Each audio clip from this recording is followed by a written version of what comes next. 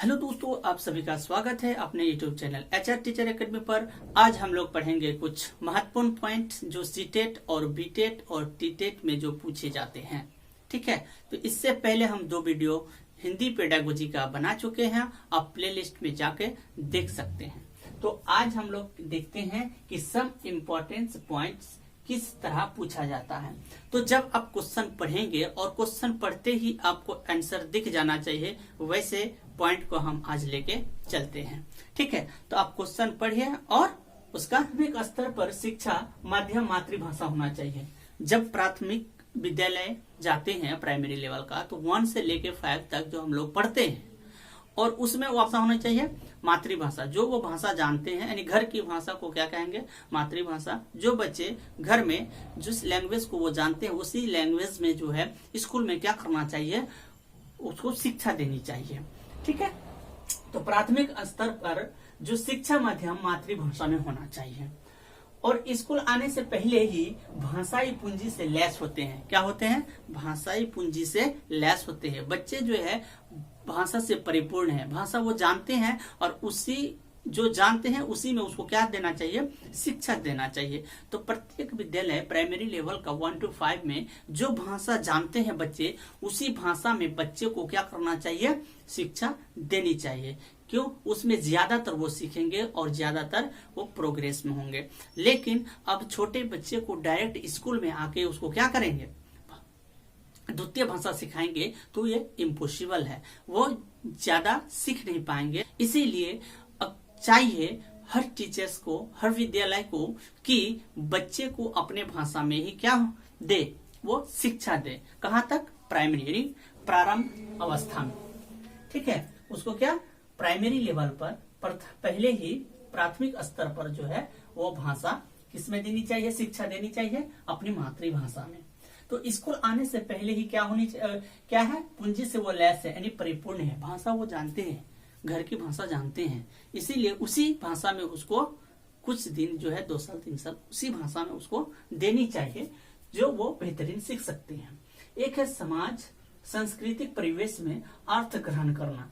दोस्तों, जब एक सीटेट में जब क्वेश्चन पूछता है तो कोई भी चीज जो प्राथमिक लेवल के होते हैं वो अर्थ ग्रहण करना होता है, क्योंकि बच्चे ज्यादातर देख के सीखते हैं, वो ग्रहण करते हैं। और द्वितीय भाषा सीखना होता है जो स्कूल और कॉलेज और संस्था में होती है, लेकिन प्राथमिक स्तर पर वो घर की भाषा जानते हैं। इसीलिए उस टाइप का सोचना है जो बच्चे सोचते हैं, ना कि आप जो सोचते हैं उस लेवल का। वैसे सोचना नहीं है, आपको उस हिसाब से सोचना है जो समाज संस्कृति परिवेश में अर्थ ग्रहण करने की जो प्रक्रिया स्वाभाविक होती है। ठीक है, तो बच्चे जो है समाज में, सोसाइटी में, घर में जो अपने 1 से 5 साल तो साथी संगत होता नहीं है, वो जाने के बाद होता है, स्कूल जाने के बाद।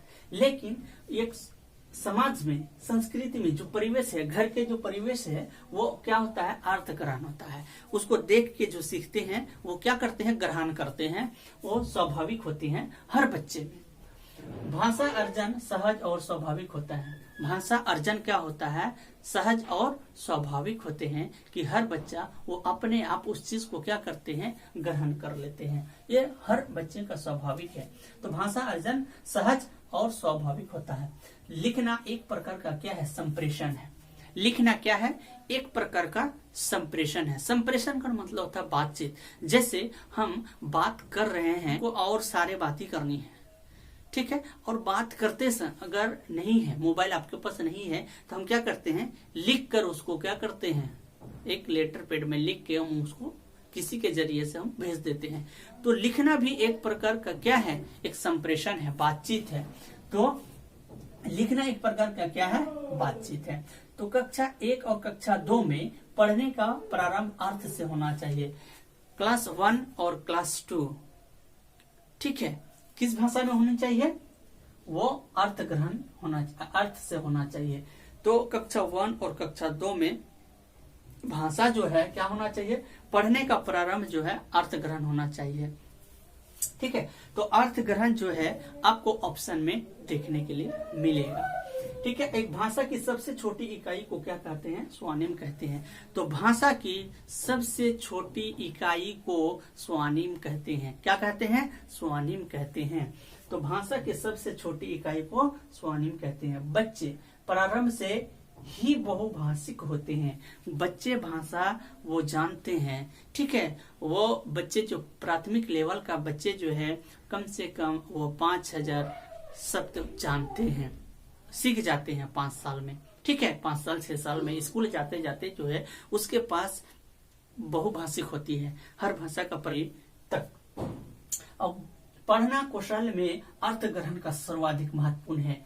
दोस्तों कहीं भी कोई भी क्वेश्चन पढ़ो जहां अर्थ ग्रहण आ जाए तो वो हमेशा राइट होता है। और पढ़ना कौशल में अर्थ ग्रहण करना सर्वाधिक क्या है? महत्वपूर्ण है। दोस्तों अभी भागिएगा नहीं, कुछ इंपॉर्टेंट बात आप लोग से करनी है। इस चीज को देख लिए अगर तो ये चीज आपको as it is question option में देखने के लिए मिल जाएगा। अब सीटेट का एग्जाम दे रहे हैं उसमें महत्वपूर्ण पॉइंट ये सब है। बीटेट दे रहे हैं महत्वपूर्ण पॉइंट है। अगर टीट दे रहे हैं महत्वपूर्ण पॉइंट है। यूपीटेट दे रहे हैं तो महत्वपूर्ण पॉइंट है। तो ये जितने भी आपको पॉइंट लिखाए गए हैं आपको एज इट इज ऑप्शन में देखने के लिए मिल जाएगा।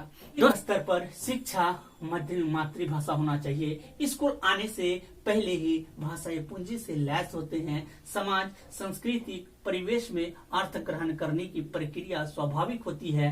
भाषा अर्जन सहज और स्वाभाविक होते हैं। लिखना एक प्रकार का संप्रेषण है। कक्षा 1 और कक्षा 2 में पढ़ने का प्रारंभ अर्थ से होना चाहिए।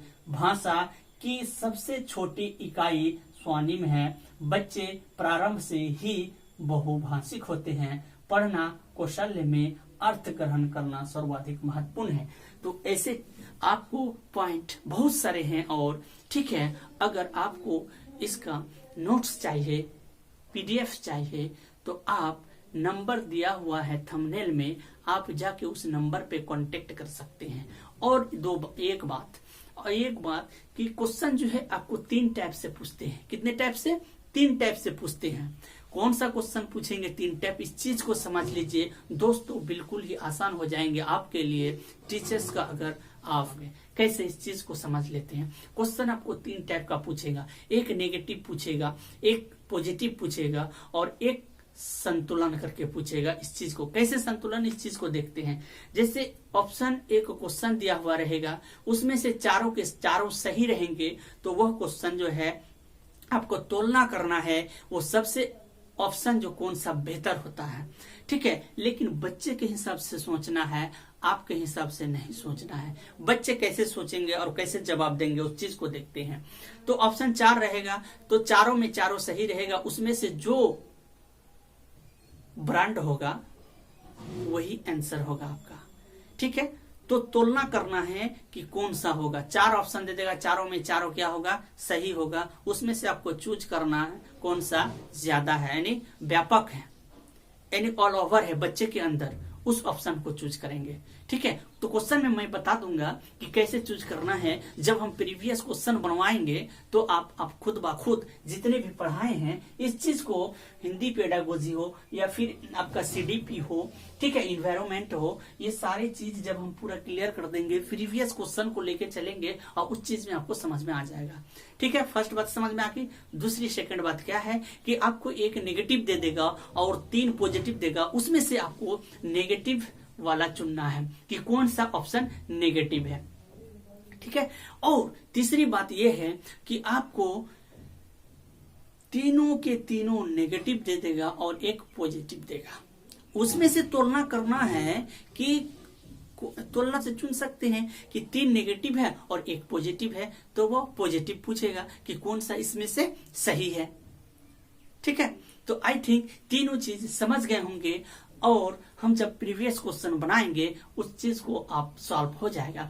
लेकिन अब जितने भी सब इम्पोर्टेंट पॉइंट है इस पॉइंट को देखेंगे और पिछला वीडियो में 2 वीडियो हिंदी पेडागोजी का बना चुके हैं दोस्तों, उसको जाके प्ले लिस्ट में जाके आप जरूर देखिएगा, ओके। अगर अच्छा लगे तो लाइक, सब्सक्राइब एंड शेयर और तो को कर दीजिए और बेल आइकन का घंटी दबा दीजिए।